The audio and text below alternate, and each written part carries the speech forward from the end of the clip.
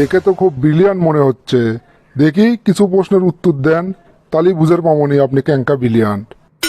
কন, ভারত কোথায় অবস্থিত?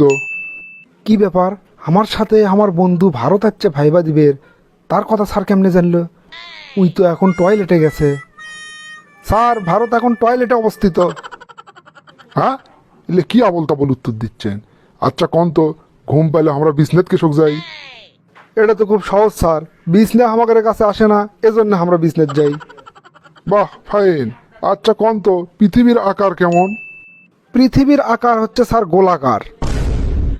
খুব ভালো। আচ্ছা, পৃথিবীর আকার যে গোলাকার সেটা আপনি প্রমাণ করে দেখান। স্যার শোনেন, ক্লাস 5-এর পরীক্ষাতে একবার আসছিল পৃথিবীর আকার কেমন, তা আমি লেখছিল পৃথিবীর আকার 4 কোনা, স্যার কেটে দিল। তারপর ক্লাস 8-এর পরীক্ষাতে আবার ওই প্রশ্ন আসছিল, তখন আমি লিখছি পৃথিবীর আকার ত্রিভুজ আকার, তখনও স্যার কেটে দিছিল। ক্লাস 9-এর পরীক্ষাতে আবার ওই প্রশ্ন আসছিল, তখন আমি লিখছিলাম পৃথিবীর আকার চ্যাপ্টা, সে উত্তরে স্যার কেটে দিল। তারপর ইন্টারে পড়ার সময় আবার ওই প্রশ্ন এলো, তখন আমি লিখছিলাম পৃথিবীর আকার আয়তাকার অথবা বর্গাকার, স্যার সেটাও কেটে দিল। এখন আপনিই কন, গোলাকার ছাড়া আর কোনোটা কি বাদ থাকলো? তাহলে তো পৃথিবীর আকার গোলাকারই। বা পুরে, পৃথিবীর আকার নিয়ে তো আপনি বিশাল গবেষণা করছেন দেখিচ্ছি। সে ডুব দিল কিন্তু উঠলো না, এটার ইংরেজি কন? সে ডুব দিল কিন্তু উঠলো না, স্যার এদের তো ইংরেজি কভার পাবো না, তবে আরবি কভার পারবো। ইন্টারেস্টিং তো, আজকালকার চ্যাংরা ম্যাংরা ইংলিশে পাকা, আর আপনি করছেন আরবিতে কবেন? আচ্ছা দেখি কন তো। স্যার ইন্না লিল্লাহি ওয়া ইন্না ইলাইহি রাজিউন। ধর, এটা তো বহুত পুরাতন কৌতুক, নতুন কিছু কন।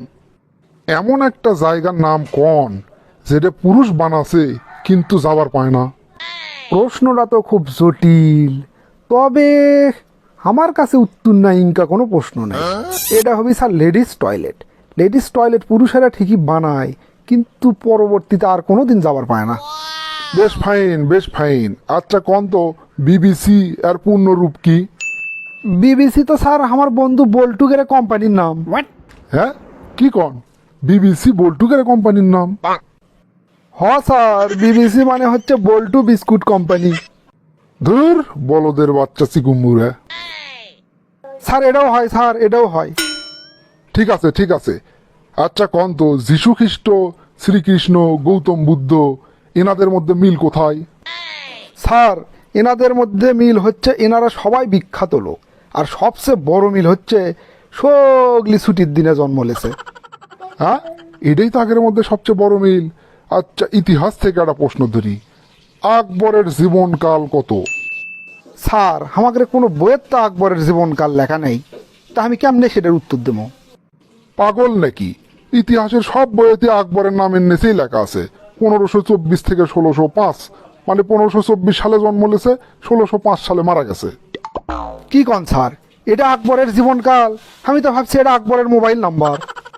শালা তো ভালো বিটলে দেখিচ্ছি রে। ঠিক আছে, ঠিক আছে, এবার বিজ্ঞান থেকে একটা প্রশ্নের উত্তর দেন। কোন তো, ফল পড়লে উপর দিকে না যায় নিচ দিকে পড়ে কৃষক? স্যার এটা নিয়ে তো বহুত কাহিনী হয়ে গেছে, নিউটন পর্যন্ত এটা নিয়ে গবেষণা করছে। তবে স্যার এটা নিয়ে আমারও গবেষণা আছে। হ, আপনি তো দেখিচ্ছি বিরাট গবেষক, তা আপনার গবেষণার ফলটা কি সেটা কোন? স্যার ফল পড়লে উপর দিকে না যায় নিচের দিকে পড়ে, কারণ হচ্ছে উপরের দিকে তো খাওয়ার কেউ নাই, এজন্য উপর দিকে যায় না। ঠিক আছে, যান, আপনার ভাইবা শেষ। স্যার স্যার ভাইবাটা ক্যাঙ্কা হলো স্যার, চাকরিটা কি আমার হবি? আপনি তো সেই ভাইবা দিলেন, বগুড়ার আড্ডার দর্শকেরাই কোক দেখি চাকরি আপনার হবি কিনা। দর্শক মন্ডলী, কোন তো, এই লোক কি চাকরি দেবো নাকি দেবো না?